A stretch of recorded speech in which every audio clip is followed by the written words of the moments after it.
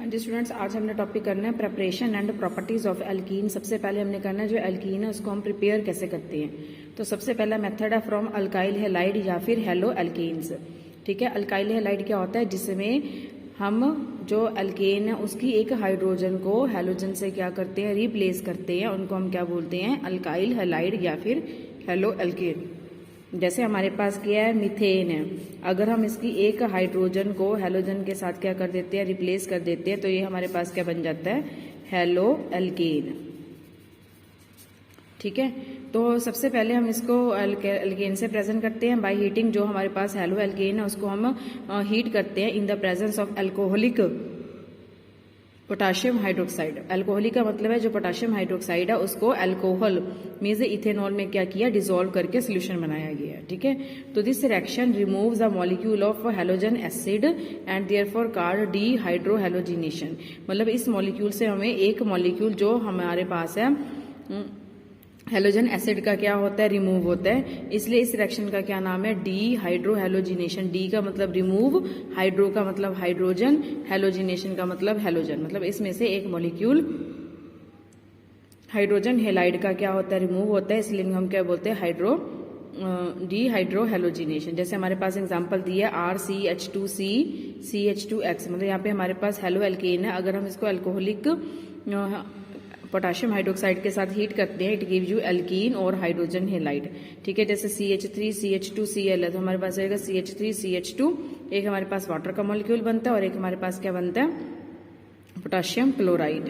ठीक है, उसी तरह अगर इसे हमारे पास ब्रोमो प्रोपेन में अगर हम अल्कोहलिक पोटाशियम हाइड्रोक्साइड डाल के हीट करते हैं, इट गिव यू प्रोपीन और पोटाशियम ब्रोमाइड और हमारे पास एक वाटर का मॉलिक्यूल क्या होता है, रिमूव होता है। ठीक है, हाँ जी स्टूडेंट्स, इस रिएक्शन का मैकेनिज्म कैसे हमारे पास, जैसे इन दिस रिएक्शन, इस रिएक्शन को हम बीटा एलिमिनेशन रिएक्शन भी बोलते हैं, क्योंकि इसमें से जो हाइड्रोजन है वो बीटा कार्बन में से क्या होनी है, रिमूव होनी है। अब देखो जो बीटा कार्बन है वो क्या होता है कि जिस कार्बन के साथ हमारे पास हैलोजन लगे, जिस कार्बन के साथ हैलोजन लगे उसके साथ वाला जो कार्बन है उसको हम क्या बोलते हैं, बीटा कार्बन। और उसकी जो हाइड्रोजन है वो रिमूव हो रही है, इसलिए इसको हम क्या बोलते हैं, बीटा हाइड्रोजन। ठीक है, तो ये हाइड्रोजन क्या है, OH जो ग्रुप है वो इस हाइड्रोजन को लेके जाते हैं। ये वाले बॉन्ड इस कार्बन पे शिफ्ट होते हैं, इससे कार्बन की इलेक्ट्रोनेगेटिविटी बढ़ जाती है और वो यहाँ से हैलोजन को क्या बाहर निकाल देता है। ठीक है, इसलिए इस रिएक्शन में हमारे पास क्या बन जाती है, एल्कीन बन जाती है। ओके, जैसे इस रिएक्शन को मैं आपको यहाँ पे नोटबुक पे करके दिखाऊं। हमारे पास है जैसे CH3 CH2Br। ठीक है, यहाँ पे हम पोटाशियम हाइड्रोक्साइड डालते हैं, तो अगर इसको कंपाउंड को हीट करते हैं तो हमारे पास बनेगा CH2 double bond CH2 plus potassium bromide plus क्या, वाटर। ठीक है, इस रिएक्शन में क्या है, देखो हमारे पास ये जो हमारे पास अल्काइल ग्रुप है इसके साथ 2 हाइड्रोजन लगी है, ये ब्रोमीन है, ये अल्फा कार्बन है, ये बीटा कार्बन है।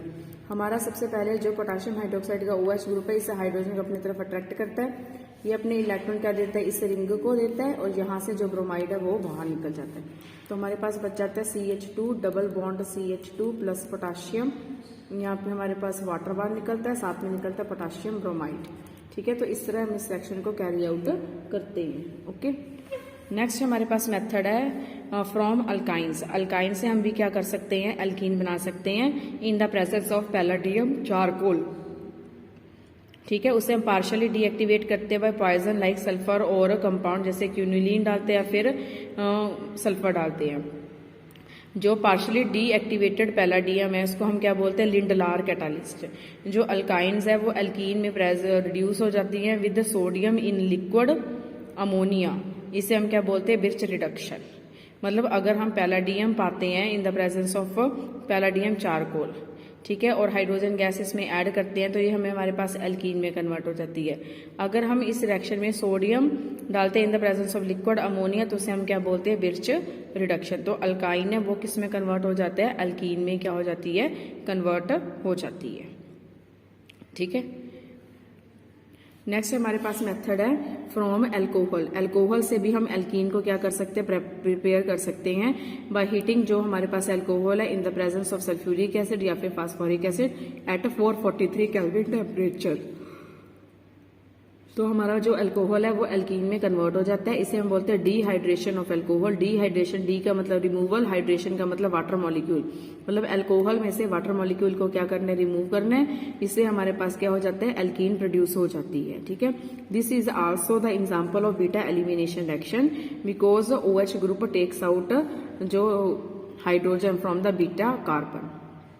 ओके, तो हाँ जी, जो हमारे पास फ्रॉम अल्कोहल से हमने प्रिपेयर करना है, जैसे हमारे पास है CH3 CH2 OH है। अगर हम इसमें क्या डालते हैं, कंसंट्रेटेड सल्फ्यूरिक एसिड डालते हैं, तो हमें क्या देते हैं, एल्कीन, प्लस हमारे पास क्या निकलता है, वाटर मॉलिक्यूल। अब इस देखो, इसमें मैकेनिज्म क्या है कि सबसे हमारे पास जो अल्कोहल है, ठीक है, अल्कोहल है, इसमें हम क्या डालते हैं, कंसंट्रेटेड सल्फ्यूरिक एसिड। तो इसमें H पॉजिटिव है, तो ऑक्सीजन के जो लोन पेयर ऑफ इलेक्ट्रॉन है जो न्यूक्लियोफाइल का काम करते हैं, इस H पॉजिटिव के ऊपर क्या करेंगे, अटैक। तो हमारे पास आ जाएगा CH3 OH2 positive charge, oxygen के ऊपर क्या जाता है, पॉजिटिव चार्ज। ठीक है, तो नेक्स्ट स्टेप में जो ऑक्सीजन है वो वाटर को मॉलिक्यूल लेके क्या हो जाती है, बाहर निकल जाती है। तो हमारे पास बन जाता है CH3 CH2 पॉजिटिव। ये हमारे पास क्या बन गया, कार्बोकेटाइन। ठीक है, हमारे पास जो कार्बोकेटाइन बन गया, तो इसके पॉजिटिव चार्ज को खत्म करने वाले जो अल्फा, ये अल्फा कार्बन था, ये बीटा कार्बन है। बीटा कार्बन की हाइड्रोजन अपने बॉन्ड यहाँ से देती है और यहाँ से खुद ये H पॉजिटिव की फॉर्म में क्या है, बाहर निकल जाती है। तो हमारे पास बन गया CH2 डबल बॉन्ड CH2। क्योंकि ऐसे जो हाइड्रोजन बीटा कार्बन से बाहर निकले, इस रिएक्शन को हम क्या बोलते हैं, बीटा एलिमिनेशन रिएक्शन भी बोलते हैं। ओके,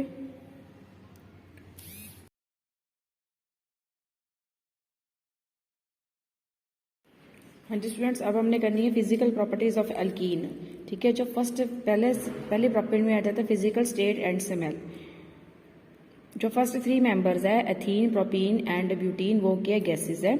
जो 5 से लेके 18 तक कार्बन है वो क्या लिक्विड की फॉर्म में है, और उससे जो मेंबर्स है वो क्या सॉलिड की फॉर्म में है। ठीक है, इसमें इथीन एक ऐसा कलरलेस गैस है जिसकी क्या फेंट स्मेल है, फेंट स्वीट स्मेल है। बाकी जो अदर एल्कीन्स है वो कलरलेस और ऑर्डरलेस है। नेक्स्ट आ जाता है मेल्टिंग पॉइंट। जो एल्कीन्स है उनका मेल्टिंग पॉइंट हायर है, किससे, एल्केन से। उसका रीजन क्या है कि जो pi electron cloud of double bond are more polarise then sigma electrons of alkane. मतलब जो पाई इलेक्ट्रॉन होते हैं डबल बॉन्ड में वो ज्यादा पोलराइजेबल होते हैं as comparison to sigma electron. Therefore उनमें जो इंटरमॉलिक्यूलर फोर्स ऑफ अट्रैक्शन है वो स्ट्रॉन्ग है एल्कीन में एज कंपैरिजन टू एल्केन।